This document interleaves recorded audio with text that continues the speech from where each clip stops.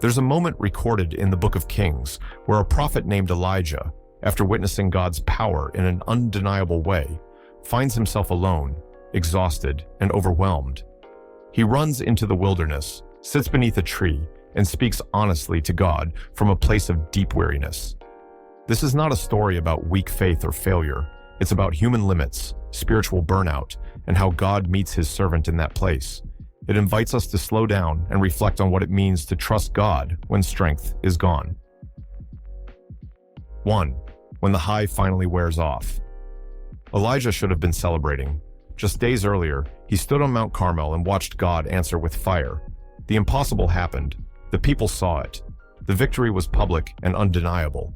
And then the message came. Scripture says, "Then Jezebel sent a messenger to Elijah, saying, 'I will make your life as the life of one of them by this time tomorrow.'" 1 Kings 19:2 ESV.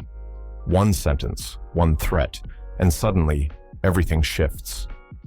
Then he was afraid, and he arose and ran for his life. 1 Kings 19:3 ESV. This is where the story feels familiar, because exhaustion doesn't always come from failure. Sometimes it comes after success, after giving everything, after being strong for too long. Elijah doesn't argue with the fear. He doesn't pray first. He runs, and maybe you've been there too, when your body reacts before your faith catches up. Burnout has a way of sneaking in quietly. You keep showing up, you keep doing the right thing, and then one moment reveals how empty you really are. Elijah's fear doesn't erase his faith. It exposes his humanity. And the Bible doesn't shame him for it. It simply tells the story as it is. 2. The moment strength runs out. Elijah doesn't just run away from danger. He runs away from people. He leaves his servant behind, and Scripture says he goes a day's journey into the wilderness. 1 Kings 19:4 ESV. Alone, quiet, empty. Then he stops. He sits down under a broom tree, and this is where the story becomes painfully honest. He asked that he might die, saying, "It is enough. Now, O Lord, take away my life." This isn't rebellion. It's exhaustion speaking. Elijah isn't saying he hates God. He's saying he has nothing left to give. And notice his words. It is enough.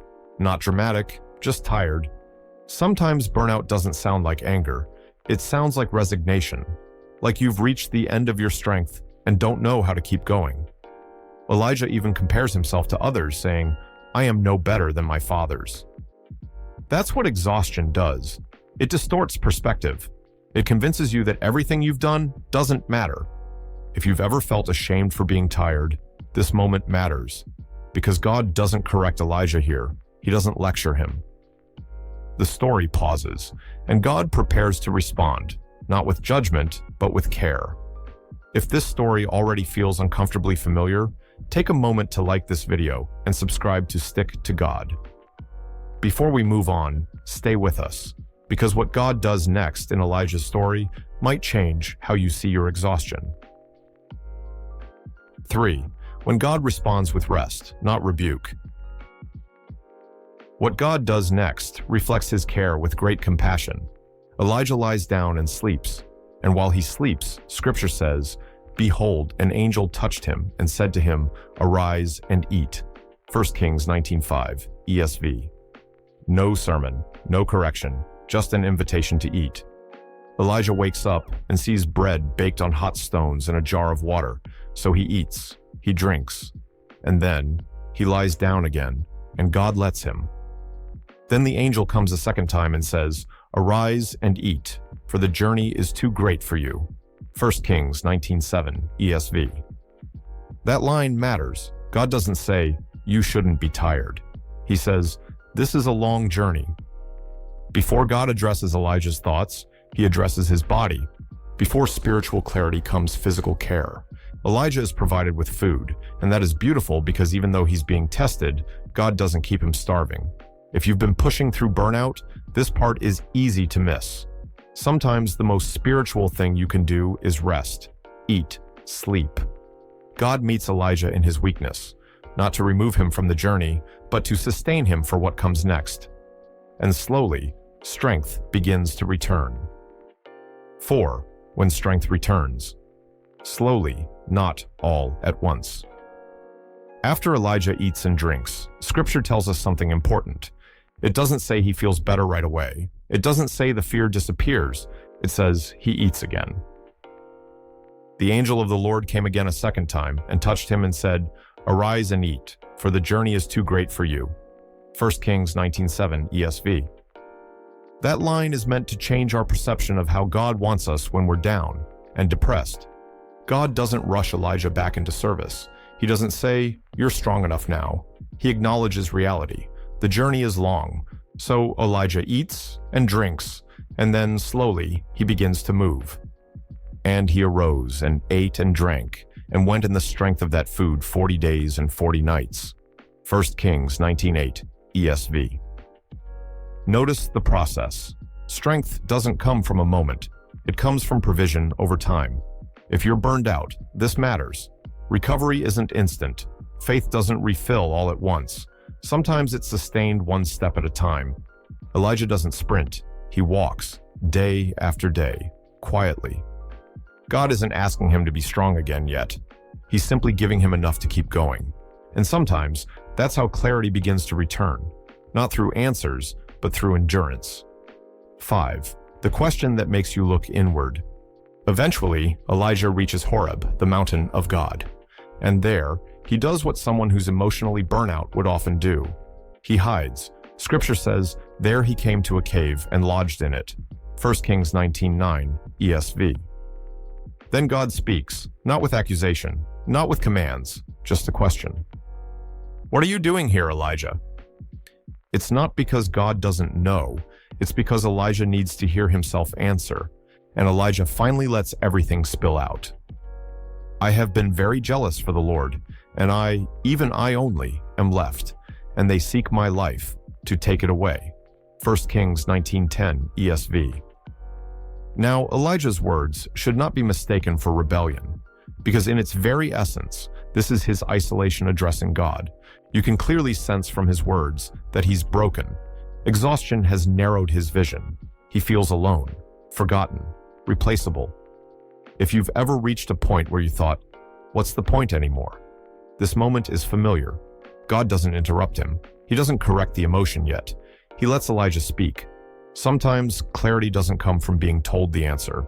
It comes from being invited to tell the truth. And God is patient enough to listen. We'd love to hear from you. Share in the comments a time when you felt emotionally burned out and what helped you get through it.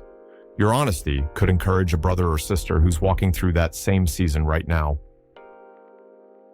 6. When God is not in the noise. After Elijah speaks, God tells him to step outside. What follows is dramatic. A great wind tears through the mountains, then an earthquake, then fire, the kind of signs Elijah has seen before. But Scripture is careful to say something surprising. The Lord was not in the wind, not in the earthquake, not in the fire. 1 Kings 19:11-12 ESV. And then it happens. After the fire, the sound of a low whisper. 1 Kings 19:12 ESV. That's where God is, not in the force, not in the noise, not in the spectacle. When Elijah hears it, he wrapped his face in his cloak and went out. 1 Kings 19:13 ESV. Burned out souls don't need more intensity. They need gentleness. If you've been waiting for God to respond to you, this section asks you to listen differently. God isn't absent just because he's quiet. Sometimes clarity comes in whispers because that's all the heart can handle. And God meets Elijah there, not to overwhelm him, but to steady him. 7. When God reframes the story you're telling yourself. After the whisper, God asks Elijah the same question again. "What are you doing here, Elijah?"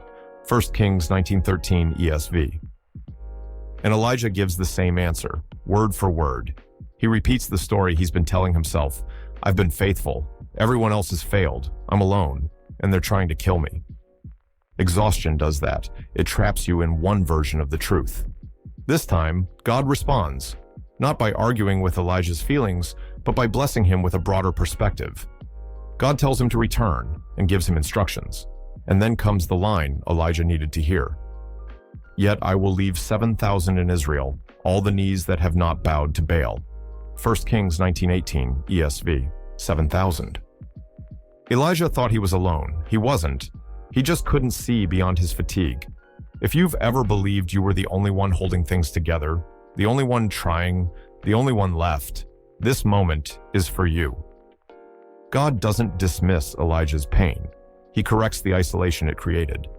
Sometimes burnout convinces you that you're carrying more than you are, and sometimes healing begins when God gently reminds you, you were never alone. 8. A future that doesn't require carrying everything alone. God does not leave Elijah alone in the cave. He gives him something to do next. The Bible says Elijah meets a man named Elisha, who is working in a field like any other day. Without saying much, Elijah passed by him and threw his cloak on him.